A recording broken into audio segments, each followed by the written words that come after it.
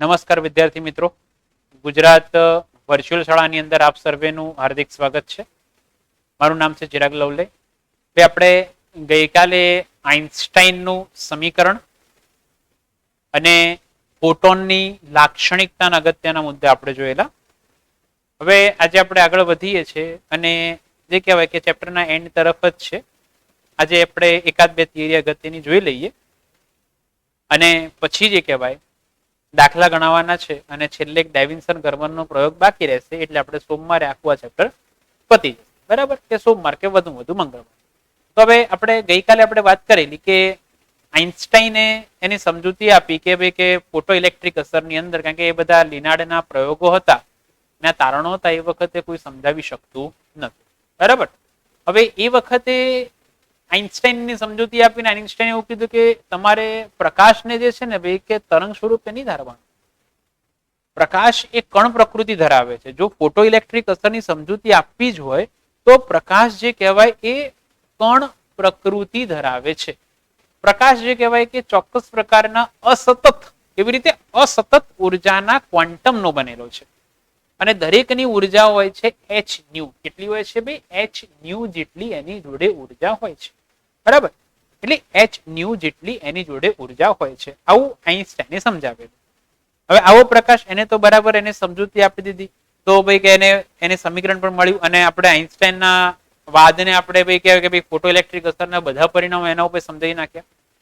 પણ હવે અહીંયા એવો પ્રશ્ન થાય કે પ્રકાશને અમુક ઘટનાઓ સમજાવી હોય, વ્યતિકરણ છે, વિવર્તન છે, તો આ બધી ઘટનાઓને તમારે સમજાવી હોય તો કે તરંગ સ્વરૂપ ધારવું પડે.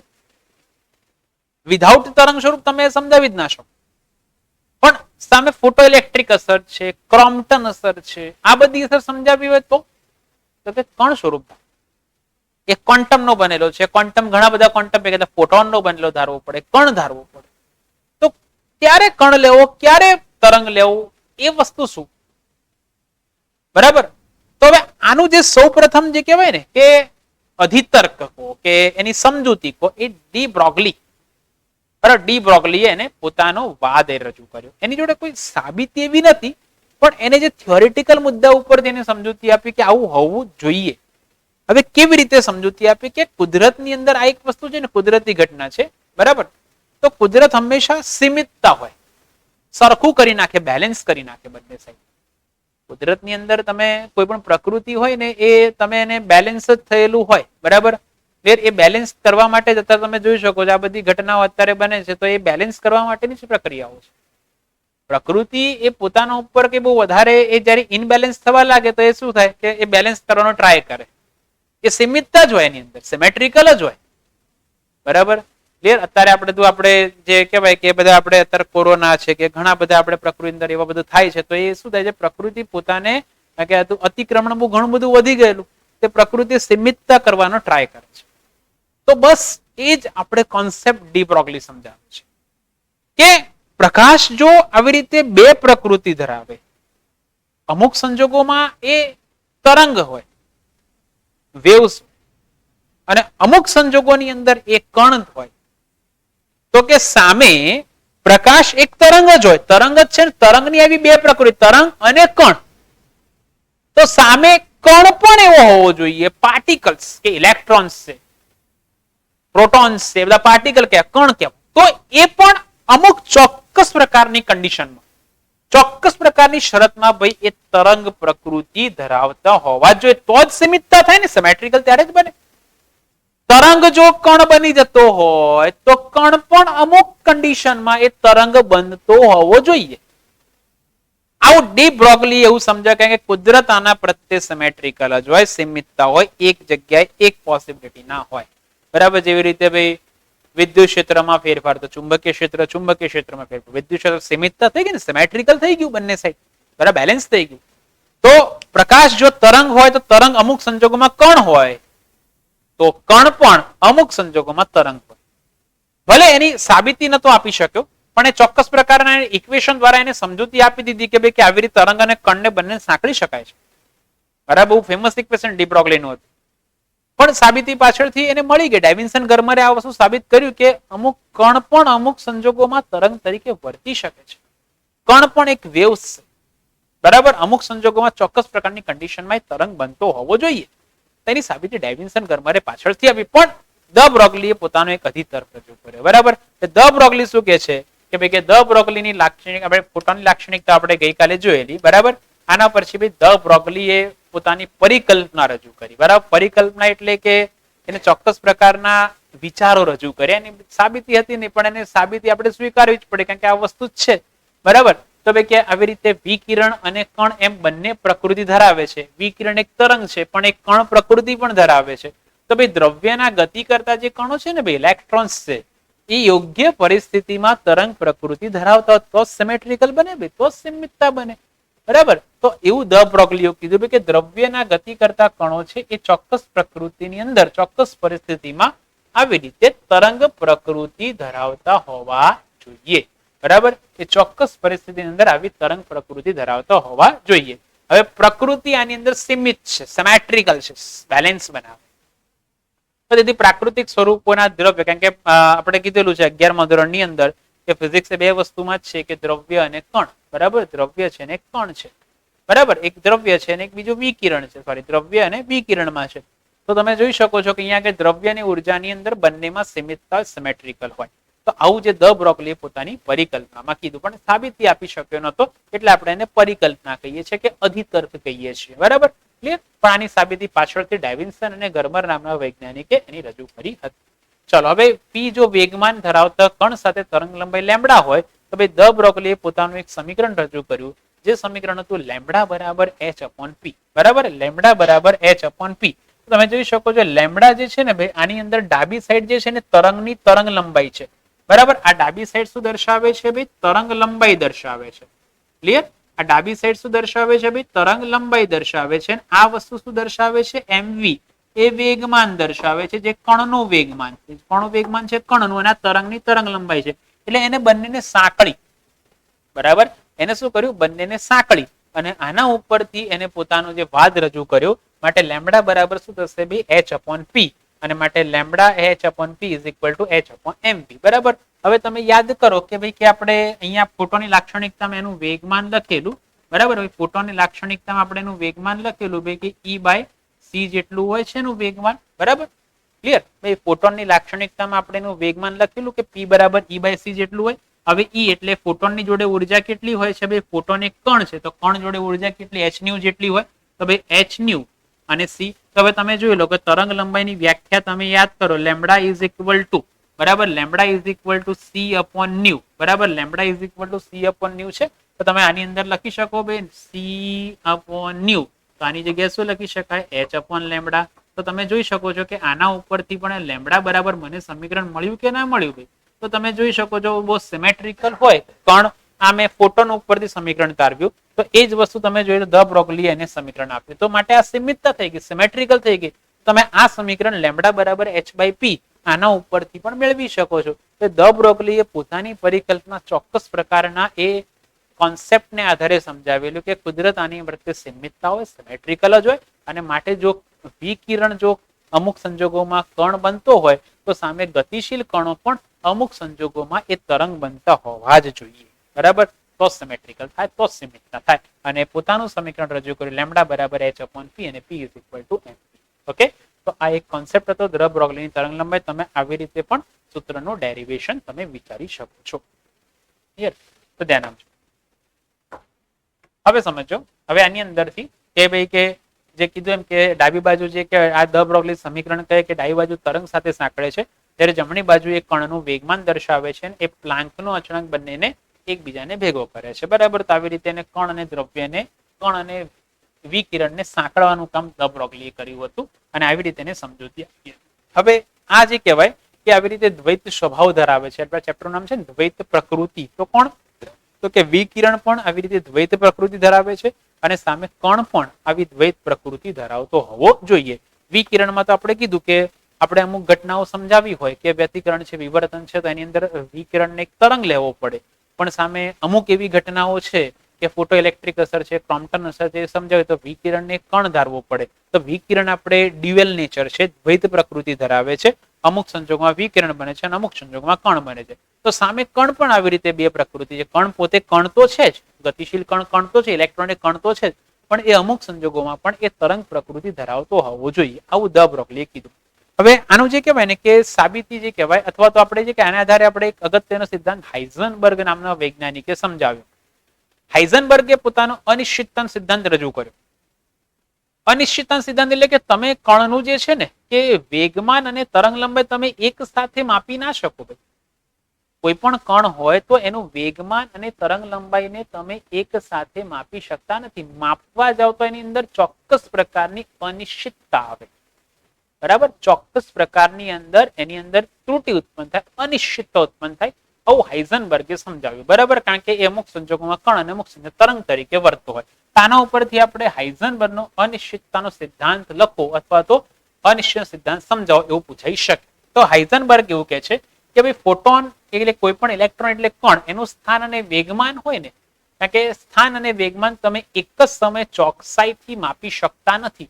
એક જ સમયે તમારે ધ્યાન આપજો ભાઈ, એક જ સમયે એ ચોક્કસ પ્રકારના એની ચોકસાઈથી આપણે માપી શકાતું નથી. તો ભાઈ એનું સ્થાન અને વેગમાન એટલે એનું કણનું સ્થાન અને વેગમાન એક જ સમયે તમે એક્ઝેક્ટલી પરફેક્ટલી માપી શકતા નથી. એની અંદર ત્રુટિ ઉત્પન્ન થાય. કેટલી અચોકસાઈ ઉત્પન્ન થાય? તો ભાઈ કે સ્થાનમાં ઉદ્ભવેલી અનિશ્ચિતતા ધારો કે ડેલ્ટા એક્સ હોય. કેટલી હોય ભાઈ? ડેલ્ટા એક્સ હોય. અને ડેલ્ટા પી જે કહેવાય ને ભાઈ વેગમાનમાં અનિશ્ચિતતા હોય. કેટલી હોય? વેગમાનમાં અનિશ્ચિતતા એટલે ડેલ્ટા પી હોય. તો ભાઈ કે બંનેનો ગુણાકાર જે છે ને ભાઈ એચ કટ. શું કહેવાય ભાઈ? આને એચ કટ કહેવાય. યાદ રાખજો, અહીંયા આપણે એને શું કહેવાય છે ભાઈ? એચ કટ કહેવામાં આવે છે. આ બંનેનો ગુણાકાર કેટલો હોય છે? એચ કટ જેટલો હોય છે. H cut is equal two એક અચળાંક છે અને એનું મૂલ્ય કેટલું હોય છે ભાઈ? એચ અપોન 2 એચ એટલે ફરી પાછો પ્લાન્કનો અચળાંક. બરાબર, ભાઈ ડેલ્ટા એક્સ ઇન્ટુ ડેલ્ટા પી બરાબર એચ કટ. ઘણી વખત આપણે એવું લખાય કે આનું બંનેની ત્રુટિ greater than or equal to લખી શકાય. શું લખી શકાય ભાઈ? Greater than or equal to H cut.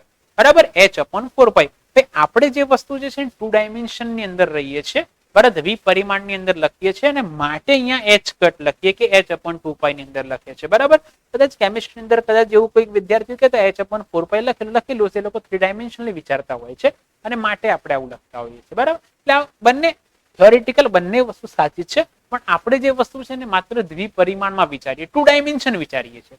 ત્યારે આ બીજાની અંદર એ લોકો 3 ડાયમેન્શન 3D વિચારતા તો એ લોકો એચ અપોન 4 લખી શકે. પણ આપણે યાદ રાખવાનું છે, આપણો કોન્સેપ્ટ યાદ રાખવાનો છે કે જો સ્થાનની અંદર ઉદ્ભવતી અનિશ્ચિતતા ડેલ્ટા એક્સ હોય અને જો વેગમાનમાં ઉદ્ભવતી અનિશ્ચિતતા ડેલ્ટા પી હોય તો એ બંનેનો ગુણાકાર કેટલો હોય છે ભાઈ? એચ કટ જેટલો હોય છે. કેટલો હોય છે ભાઈ? એચ કટ જેટલો હોય છે. ત્યાં આગળ એચ કટ બરાબર લખી શકાય એચ અપોન 2 એચ એટલે પ્લાન્કનો અચળાંક છે. ક્લિયર? તો આ એક કોન્સેપ્ટ આપણે યાદ રાખવાનો છે. બરાબર, તો આ જે કહેવાય અનિશ્ચિતતા સિદ્ધાંત. હવે તમે જુઓ કે આને આધારે કેવી રીતે સમજાવ્યું કે ધારો કે તમે સ્થાન નક્કી કરવા જાઓ છો, ડેલ્ટા એક્સ પરફેક્ટલી નક્કી કરી દો, ડેલ્ટા એક્સ ટેન્ડ ટુ 0 લઈ લીધું. બરાબર, ડેલ્ટા એક્સ ટેન્ડ ટુ 0. આખું આ બંને ગુણાકાર કદી 0 ના થાય.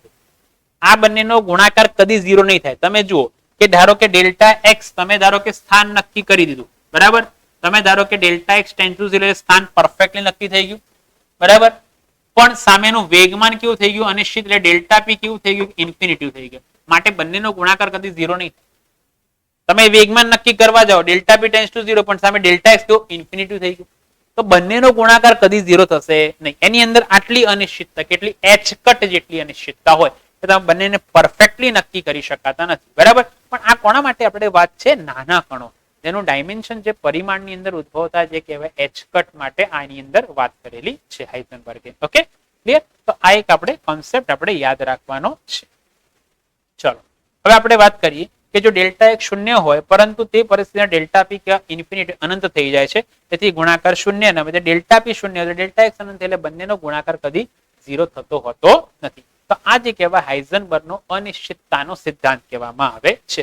દાખલા તરીકે આપણે લઈએ છીએ અહીંયા આગળ કે સમજો જો ઇલેક્ટ્રોનને ચોક્કસ વેગમાન ધરાવતા હોય, બરાબર, જો ઇલેક્ટ્રોનનું વેગમાન ચોક્કસ હોય તો એ તરંગ લંબાઈ પણ કેવું ચોક્કસ હોય કે ના હોય? જો ઇલેક્ટ્રોન જો ચોક્કસ વેગમાન ધરાવતો હોય તો આપણે હમણાં દ બ્રોગલીના સમીકરણ અનુસાર લેમ્બડા બરાબર આપણે લખી શકાય એચ અપોન પી.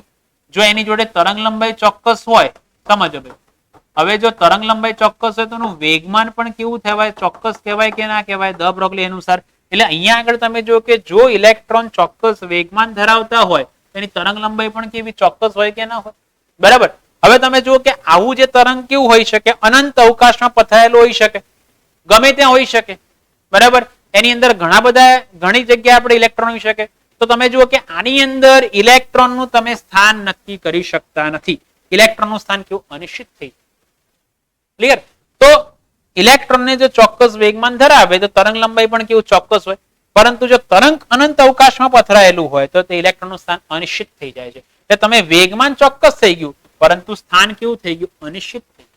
એટલે એક વસ્તુ નક્કી કરી, વેગમાન નક્કી કર્યું પણ સામે સ્થાન કેવું થઈ ગયું અનિશ્ચિત થઈ ગયું. ક્લિયર? પડી બી ખબર આટલી વસ્તુ. અને આ જ વસ્તુ સમજાવવા માટે આપણે તરંગ પેકેટ, વેવ પડીકું, બરાબર, પેકેટ એટલે આપણે પડીકું તો ના કે આપણે વેવ પેકેટ કહી શકાય, પડીકું લખેલું છે. તો એના માટે એનો ખ્યાલ આપણે વ્યાખ્યાયિત કરેલો છે. તો ભાઈ તરંગ પેકેટ શું છે, વેવ પેકેટ શું છે, એની આપણે સમજૂતી આપણે ટેક્સ્ટબુકમાં બહુ ઓછી આપેલી છે. આપણે વેવ પેકેટ કોને કહેવામાં આવે છે સમજો કે ઘણા બધા તરંગો હોય. બરાબર. ઘણા બધા આપણે તરંગો હોય. ચોક્કસ અહીંયા આગળ આપણે વાત કરીએ. ઘણા બધા આપણે તરંગો લઈએ. એ દાખલા તરીકે આપણે એક તરંગ છે, સમજો આવી રીતે એક તરંગ છે. બરાબર. એક બીજું તરંગ અહીંયા લઈ લો. બરાબર. અહીંયાથી આપણે એક બીજું તરંગ આપણે આવી રીતે લઈ લઈએ. બરાબર. હવે હજુ એક ત્રીજું તરંગ લઈ લઈએ. સમજો ભાઈ, આ ત્રીજું તરંગ મેં ધ્યાનમાં. બરાબર. આવા બધા ઘણા બધા તરંગો તમે ધ્યાનમાં લો છો. અલગ અલગ તરંગ લંબાઈના તરંગો ધ્યાનમાં લો છો અને આ બધા તરંગોના સંપાતીકરણ કરો. સંપાતીકરણનો સિદ્ધાંત યાદ કરો. તરંગોના 11મા ધોરણમાં અને આ વખતે વિદ્યુતશાસ્ત્રમાં પણ આવી ગયું કે ઘણા બધા તરંગોને આપણે સંપાત કરીએ તો પરિણામી તરંગ એ બધાના એનું સ્થાનાંતર એ બધાના સદિશ સરવાળા જેટલું હોય. તો ઘણા બધા તરંગોને સંપાતીકરણ કરીએ, ઘણા બધા તરંગોને સંપાતીકરણ કરીએ અને જે મળતું જે તરંગ હશે એને આપણે તરંગ પેકેટ કહેવામાં આવે. શું કહે ભાઈ? તરંગ પેકેટ કહેવામાં આવે. તો જે મળતું જે તરંગ હશે એ ચોક્કસ પ્રકારની તરંગ લંબાઈ ધરાવતું હશે. બરાબર. સમજો. તો અહીંયાથી આપણે લખી શકાય પરિણામી તરંગ આપણને કંઈક આવું મળશે આપણે. બરાબર. આ આપણું પરિણામી તરંગ થઈ ગયું. બરાબર. તો તમે જુઓ કે આની અંદર નિશ્ચિત તરંગ લંબાઈ થઈ ગઈ. તરંગ લંબાઈ નિશ્ચિત થઈ ગઈ. તરંગ લંબાઈ કેવી થઈ ગઈ? નિશ્ચિત થઈ ગઈ. લેમ્બડા કેવી થઈ ગઈ? નિશ્ચિત. બરાબર. પણ હવે આ તરંગ તમે જુઓ કે પરિણામી તરંગ હશે આ બાજુ ઇન્ફિનિટિવ અને આ બાજુ પણ ઇન્ફિનિટિવ, બંને બાજુ અનંત રીતે વિસ્તરેલું છે. તો હવે ઇલેક્ટ્રોન ક્યાં હશે? હા, આપણે એવું કહી શકીએ કે જ્યાં આગળ એનો કંપ વિસ્તાર વધારે છે એની ઇલેક્ટ્રોનની પોસિબિલિટી ત્યાં આગળ વધારે છે. પણ તમે પરફેક્ટલી એવું ના કહી શકો કે ઇલેક્ટ્રોન અહીંયા જ હશે. ઇલેક્ટ્રોન અહીંયા જ હશે એવું કહી શકતા નથી. તો કે આના માટે આપણે વેવ પેકેટનો ખ્યાલ રજૂ કર્યો કે ભાઈ કે પરિણામી તરંગ ઉપરથી એટલે ઘણા બધા તરંગોના સંપાતીકરણ કરી અને મળતું જે તરંગ છે ને વેવ પેકેટ કહેવાય, તરંગ પેકેટ કહેવામાં, તરંગ પડીકું કહેવાય. તો કે આના ઉપર તમે તરંગો સંપાત કરે તો તરંગ લંબાઈ નિશ્ચિત થઈ ગઈ પરિણામી તરંગની. પણ આ તરંગ તમે જુઓ અવકાશમાં વિસ્તરેલું છે, infinity plus infinity minus infinity છે. તો તમે ઇલેક્ટ્રોન સ્થાન નક્કી કરી શકતા નથી અને માટે એવું કહે કે એનું જે સ્થાન હતી એ કેવું થઈ ગયું? અનિશ્ચિત. બરાબર. કેવું થઈ ગયું? સ્થાન કેવું થઈ ગયું? અનિશ્ચિત થઈ ગયું. ક્લિયર? તો હાઇઝનબર્ગ આ જ સમજાવે કે તમે એ લેમ્બડા નક્કી કરવા દો તો એક્સ અનિશ્ચિત થઈ જાય. હવે ધારો કે સ્થાન અનિશ્ચિત કરવું છે, સ્થાન પરફેક્ટ શોધવું છે, તો કઈ નહીં, આ પરિણામી વેવ પેકેટ છે ને નાનું બનાવો. વેવ પેકેટ ને નાનું નાનું બનાવો એટલે ઘણા બધા હજુ બી તરંગો સંપાત કરો તો તમારું વેવ પેકેટ છે ને એ તરંગ પેકેટ નાનું થઈ જશે. વેવ પેકેટ નાનું થઈ તરંગ પેકેટ નાનું થશે. ઘણા બધા તરંગોને સંપાત કરો, ઇલેક્ટ્રોનના જે સ્થાનને અનુસાર જે તરંગો બને બધા સંપાત કરો અને એનાથી જે મળતું તરંગ છે એ પરિણામી તરંગ વેવ પેકેટ નાનું થઈ જશે. પણ તમે જુઓ કે વેવ પેકેટ નાનું થઈ ગયું, સ્થાન પરફેક્ટ શોધી શક્યા. પણ આવા ઘણા બધા તરંગો સંપાત કરે તો તરંગ લંબાઈ કેવી થઈ ગઈ? અનિશ્ચિત થઈ ગઈ. અને તરંગ લંબાઈ અનિશ્ચિત તો વેગમાન અનિશ્ચિત થઈ જાય. કે તમે એક વસ્તુ નક્કી કરો સામે બીજી વસ્તુ કે અનિશ્ચિત થાય છે એટલે વેગમાન નક્કી કરો તો સ્થાન અનિશ્ચિત થાય, વેગમાન નક્કી કરો તો એનું સ્થાન અનિશ્ચિત થાય અને સ્થાન નક્કી કરો તો વેગમાન અનિશ્ચિત થઈ જાય. અને માટે બંનેનો જે ગુણાકાર એચ કટ જેટલો હોય છે. કેટલો હોય છે? H cut. આવું હાઇઝનબર્ગે સમજાવે. બરાબર. તો આ જે કોન્સેપ્ટ એને આપણે તરંગ પેકેટ કહેવાય. તરંગ પેકેટ એટલે કે અલગ અલગ તરંગ લંબાઈ ધરાવતા તરંગોને સંપાતીકરણથી મળતું પરિણામી તરંગ એને આપણે વેવ પેકેટ કહેવામાં આવે છે, તરંગ પડીકું કહેવામાં આવે છે. બરાબર. ક્લિયર? તો અહીંયા આપણે હાઇઝનબર્ગે આવો એને કોન્સેપ્ટ એને સમજાવ્યો હતો. તો તમે સમજો કે સામાન્ય રીતે તરંગ ઇલેક્ટ્રોન સાથે સંકળાયેલું તરંગ અનંત અવકાશમાં પથરાયેલું હોય છે અને માટે એનું સ્થાન નક્કી કરી શકતા નથી. એટલે કોઈ પરિમિત અવકાશમાં ભરેલું તરંગ પેકેટ છે અને આ પેકેટને કોઈ નિશ્ચિત તરંગ લંબાઈ હોતી નથી, એટલે કે વેગમાન કેવું થઈ ગયું? નિશ્ચિત અનિશ્ચિત થઈ ગયું. બરાબર, એને કોઈ તરંગ લંબાઈ હોય નહીં, અને માટે કેવું થયું? વેગમાન અનિશ્ચિત થઈ ગયું. ક્લિયર? એટલે તમે એક વસ્તુ નક્કી કર્યું, પરિણામી તરંગ નાનું બનાવ્યું, નાનું બનાવી સ્થાન નક્કી થઈ ગયું, પણ સામે શું થયું? વેગમાન કેવું થઈ ગયું? અનિશ્ચિત થઈ ગયું. તો માટે હાઇઝનબર્ગે એવું કીધું કે બંનેનો જે ગુણાકાર જે છે એ કદી 0 ના હોઈ શકે, પણ આવું હોઈ શકે delta x dot delta P is equal two કેટલો હોય છે ભાઈ? એચ કટ જેટલો હોય છે, અથવા તો h upon 2 જેટલો હોય છે. આવું સૌ પ્રથમ હાઇઝનબર્ગે એનો સિદ્ધાંત રજૂ કર્યો હતો. ક્લિયર? તો આ જે કોન્સેપ્ટ એને આપણે હાઇઝનબર્ગનો સિદ્ધાંત કહેવામાં આવે છે. બરાબર, તો દ બ્રોગલીનો પરિકલ્પના અને હાઇઝનબર્ગનો નિશ્ચિત સિદ્ધાંત એ બંને કોન્સેપ્ટ બહુ અગત્યના છે કે ભાઈ કે તરંગ આવી રીતે દ્વૈત પ્રકૃતિ ધરાવે છે, અમુક સંજોગોમાં કણ હોય છે અને અમુક સંજોગોમાં તરંગ હોય છે, પણ બંનેને આપણે એક જ સાથે બંને વસ્તુ નક્કી કરી શકતા નથી, આવું હાઇઝનબર્ગે સમજાવ્યું. બરાબર, એટલે આવી રીતે એનો ડ્યુઅલ નેચર રહેલો હોય છે. આપણે બી એટલી વસ્તુ ક્લિયર. તો હવે આપણે એકાદ એનું એક્ઝામ્પલ લઈ લઈએ. આપણે એક છેલ્લો ટોપિક બાકી છે ડેવિન્સન ગર્મર, એ આપણે આવતી વખતે લઈશું, અને સૂત્રનું ડેરિવેશન બાકી છે, વી વોલ્ટે આપણે પ્રવેગિત કરીએ એ આપણે બાકી છે, પણ એ આવતી વખતે લઈશું. એટલે પહેલા આપણે દાખલો લઈ લઈએ છીએ. તો આપણે એક નાનો એક દાખલો આપણે અહીંયા લઈએ છીએ કે ઉદાહરણ નંબર આપણે અહીંયા આપેલો છે, ધ્યાન આપજો ભાઈ. તો આપણે અહીંયા આગળ આપણે એક એક્ઝામ્પલ લઈ લઈએ છીએ, તો સમજો ભાઈ. આઈ થિંક બધા વિદ્યાર્થીઓને રકમ દેખાતી હશે. બરાબર, ઉદાહરણ નંબર 11.1 છે, પહેલો એક્ઝામ્પલ છે. હવે તમે એનો રકમ તમે બરાબર વાંચજો. તો લેઝર વડે 6 ગુણ્યા 10 ની 14 ઘાત, બરાબર ભાઈ, 6 ગુણ્યા 10 ની 14 ઘાત હર્ટ્ઝ આવૃત્તિનો એક રંગી પ્રકાશ ઉત્પન્ન થાય છે. એટલે આપાત પ્રકાશ પણ છે, લેઝર છે. બરાબર, ઉત્સર્જાયેલો પાવર તો અહીંયા લખી નાખો આપણે. એનો આપણે એફ તમને આપી દીધો છે. ચલો ભાઈ, એફ ઇઝ ઇક્વલ ટુ 6 ગુણ્યા 10 ની 14 ઘાત હર્ટ્ઝ, બરાબર, અને એનો power P is equal two તમને કહી દીધો છે 2 ગુણ્યા 10 ની -3 ઘાત વોટ, બરાબર, 2 ગુણ્યા 10 ની -3 ઘાત વોટ પાવર આપેલો છે. ચલો હવે તમને ક્વેશ્ચન શું પૂછે? પ્રકાશની કિરણાવલીમાં ફોટોનની ઉર્જા કેટલી હશે? તો પહેલો જ આપણને આન્સર અહીંયાથી મળી જશે ભાઈ કે ફોટોનની ઉર્જા. ચલો હવે યાદ કરો, ફોટોનની ઉર્જાનું સૂત્ર, બરાબર, ફોટોનની ઉર્જા હોય છે h.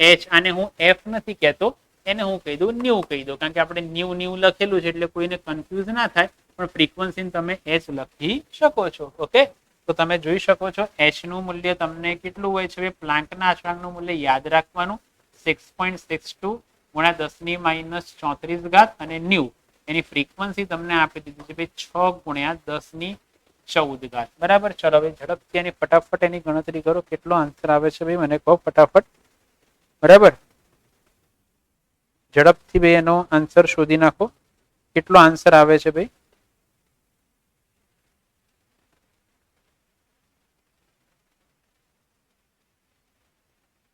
ચલો ભાઈ, 10 ની અહીંયા આગળ 34, એટલે અહીંયા આપણે તમારો આન્સર આવે છે ભાઈ, બરાબર છે ભાઈ,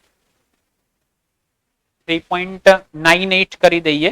બરાબર, એટલે એનો આન્સર આવી જશે ભાઈ E બરાબર 3.98 3.98, અને અહીંયા આપણે લખી નાખીએ 10 ની -19 ઘાત જૂલ. બરાબર, તો આ પહેલા ક્વેશ્ચન નો આન્સર આવી ગયો કે E બરાબર આપણે શું લખાય? h ન્યુ, અને ન્યુ ની કિંમત મૂકો એટલે આપણો આન્સર આવશે 3.98 ગુણ્યા 10 ની -19 ઘાત જૂલ. બરાબર, ક્લિયર? તો આ એક આપણે અહીંયા આ રીતે શોધી શકીએ છીએ. બરાબર, આપણે પહેલી આપણે આન્સર આવી ગઈ, ફોટોનની ઉર્જા થઈ ગઈ. ચલો હવે ફોટોનના સ્ત્રોત દ્વારા સરેરાશ રીતે એકમ સેકન્ડમાં કેટલી એની ઉર્જા, સમજો ભાઈ, કેટલી એની ઉર્જા અહીંયા આગળ શોષાયેલી હશે. બરાબર, કેટલા ફોટોન ઉત્સર્જાતા હશે? નંબર ઓફ ફોટોન શોધવાના છે. બરાબર, નંબર ઓફ ફોટોન આપણે શોધવાના છે.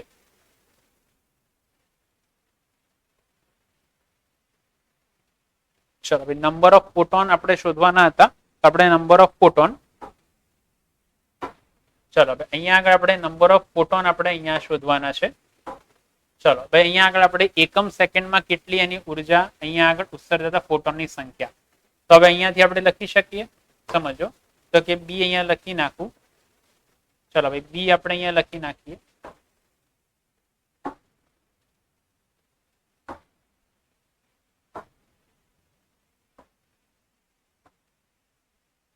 ચલો ભાઈ બી એટલે અહીંયા લખીએ છીએ ભાઈ આપણે ફોટોનની સંખ્યા, બરાબર.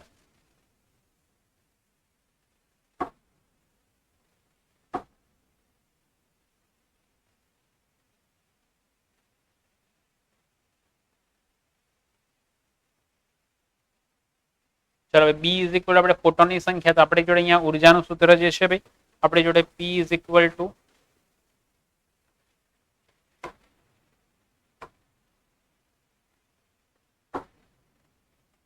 ચલો ભાઈ પી ઇઝ ઇક્વલ ટુ આપણી જોડે ઉર્જાનું સૂત્ર છે ભાઈ પી ઇઝ ઇક્વલ ટુ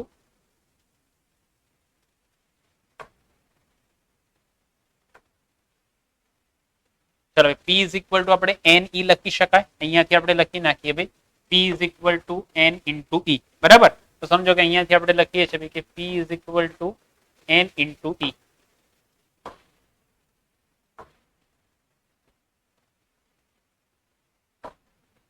ચલો હવે પી ઇઝ ઇક્વલ ટુ આપણે એન ઇન્ટુ ઈ લખી શકાશે, બરાબર.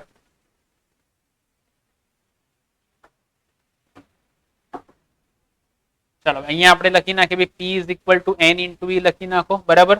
પાવર ઇઝ ઇક્વલ ટુ આપણે શું લખી શકાય એન ઇન્ટુ ઈ લખી નાખીએ, બરાબર. તો સમજો ભાઈ અહીંયા આગળ આપણે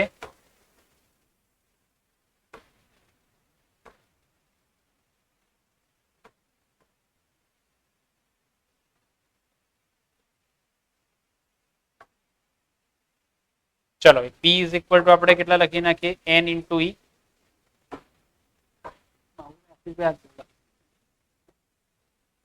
લખાતું P is equal to N ઈ.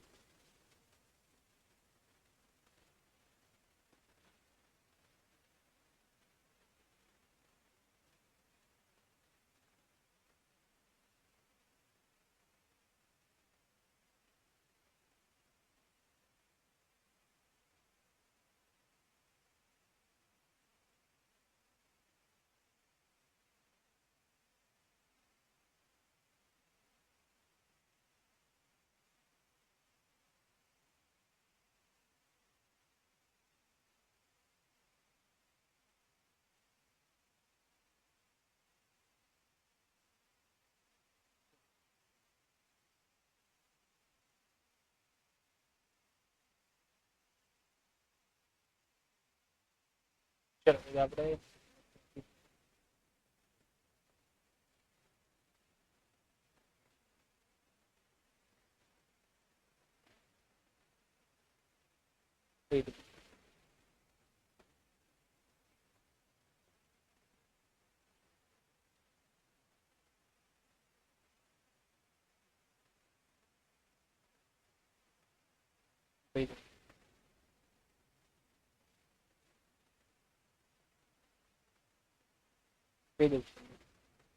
બીજો અહીંયા થોડી ટેકનિકલ ખામી છે એટલે આપણે અહીંયા સૂત્ર તમે વાપરશો પી બરાબર એન ઈ, બરાબર. પી બરાબર શું કરશો એન ઇન્ટુ ઈ, ક્લિયર. એટલે એન ને તમે કરતા બનાવશો ને એટલે પી બાય હશે. પી એટલે કેટલા પાવર, અને એને પાવર એટલે એને પાવર એન બરાબર કેટલા પી બાય થઈ જશે, ક્લિયર. એન બરાબર પી બાય ઈ કરી નાખો એટલે તમારો આન્સર આવી જશે, બરાબર. પાવર આપેલો છે અને આ ઉર્જા વડે ભાગી નાખો. કેટલો આન્સર આવે ફટાફટ મને કહી દો, બરાબર. ઝડપથી મને કમેન્ટમાં આન્સર કરો એટલે તમને કહે. પી બરાબર એન ઈ સૂત્ર વાપરો, થોડુંક ટેકનિકલ છે એટલે આપણે લખી શકતા નથી. પી બરાબર એન ઇન્ટુ ઈ, એન બરાબર પી બાય ઈ વાપરી નાખો. પી બરાબર કેટલા છે 2 × 10⁻³ અને ઈ બરાબર 3.98 10⁻19 ઘાત, બરાબર. તો એ બંને ગુણોત્તર કરો, કેટલો આન્સર આવે છે ફટાફટ મને એનો આન્સર કમેન્ટ બોક્સમાં કરો. કેટલો આવે છે ભાઈ ઝડપથી ભાઈ એનો કમેન્ટમાં આન્સર કરો. કેટલો આવે 5 × 10⁻15 ઘાત આવવો જોઈએ. કેટલો આવે 5 × 10⁻15 ઘાત ફોટોન પર સેકન્ડ, બરાબર. ઘણા બધા વિદ્યાર્થીઓ આન્સર આપેલો છે ભાઈ 5 × 10⁻15 ઘાત ફોટોન આન્સર આવે. તો આવી રીતે પી બરાબર એની પાવરનું સૂત્ર છે ને આપણે ઈ બરાબર એન ઈ, પી બરાબર એકમ સમયમાં ઉત્પન્ન થયેલી ઉર્જા. પી બરાબર શું લખી શકાય એન એચ ન્યુ, બરાબર. એટલે માટે શું લખી નાખે એન ઇન્ટુ ઈ લખી નાખ્યું, એન ને કરતા બને એટલે પી બાય થઈ ગયું, બરાબર. તો આવી રીતે આપણે નંબર ઓફ ફોટોન શોધી શકાય છે, બરાબર. એ થોડી ટેકનિકલ વસ્તુ છે, એના કારણે આપણે આ એક પહેલો દાખલો કદાચ ના ખબર પડે તો આપણે આવતી વખતે ફરી પાછા લઈ લઈશું.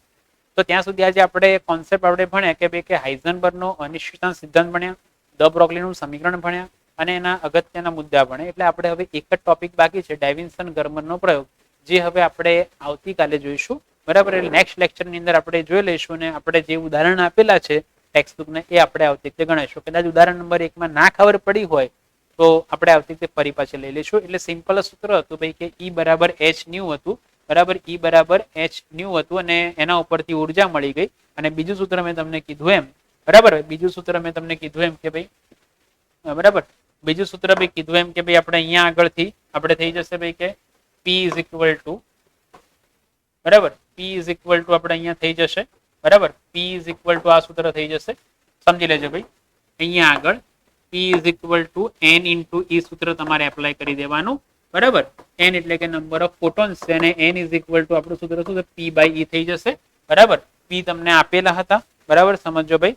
પાવર તમને એનો આપેલો હતો, પાવર હતો 2 × 10⁻³ ઘાત અને બરાબર 2 × 10⁻³ હતો પાવર એનો, 2 × 10⁻³ ઘાત હતા. અને આપણને ઉર્જા કેટલી મળેલી ભાઈ, 3 પોઈન્ટ, બરાબર. એની ઉર્જા આપણને મળેલી ભાઈ 3.98 × 10⁻19 હતી ભાઈ, 3.98 × 10⁻19 હતી. માટે તમે એનો આન્સર શોધશો, બરાબર, તમે એનો આન્સર શોધશો તો 5 × 10⁻15 ઘાત ફોટોન પ્રતિ સેકન્ડ આવી જશે, બરાબર. ક્લિયર? તો આવી રીતે આપણે આ દાખલો ગણી શકાય છે, બરાબર. ક્લિયર? તો આવી રીતે નંબર ઓફ ફોટોન આપણને મળી જશે. ક્લિયર? તો આવી રીતે આપણે ઉદાહરણ નંબર 1 અહીંયા ગણેલો છે. ઓકે, તો અહીંયા આજે આપણે રાખીએ છીએ ડ બ્રોગલી સમીકરણ, હાઇઝનબર્ગનું સમીકરણ, તરંગ પેકેટ સમજાવ્યું, ઉદાહરણ નંબર 1 સમજાવ્યું. હવે આવતીકાલે આપણે ઉદાહરણના દાખલા લઈ લઈશું અને એક ટોપિક બાકી છે, પતાઈ જશે. લગભગ આવતા વખતે લેક્ચરમાં ચેપ્ટર પતી જશે. ઓકે, ત્યાં સુધી દરેક આ વિડીયો જોવે, લાઈક કરે, શેર કરે, બરાબર. અને ફરી પાછા આપણે મળીએ છીએ.